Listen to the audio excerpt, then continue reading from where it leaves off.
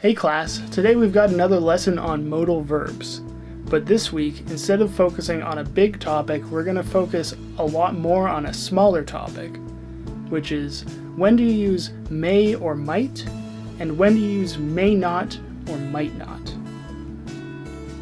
All of these can be used to talk about possibility, which means that you're talking about anything that has between a 1 and a 99% chance of something happening.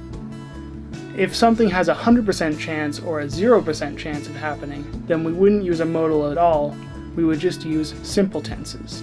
So the times when we use may or might are when we're talking about things that are less than 50% chance of happening, but still possible.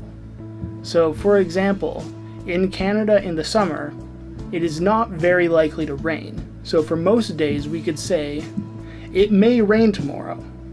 So there's a chance, but it's a small chance that it's going to rain. So on the other end, we have might not and may not, where we use to talk about things that will probably happen, but there's a chance that they won't. So if we're still talking about weather in Canada, now we can talk about the winter, where you could say a sentence like, it might not be cold tomorrow. So most of the time it will be cold tomorrow, but there's a chance that it won't be. A small chance, but it's possible. If you're talking about something that has about an equal chance of happening or not happening, you could use all of these interchangeably. Like if I was flipping a coin, I could say it may be heads, it may not be heads, it might be tails, it might not be tails. All of these are correct. And technically all of these are correct when you're talking about possibility in general. It's just that knowing your percentages of something happening makes it a little more correct.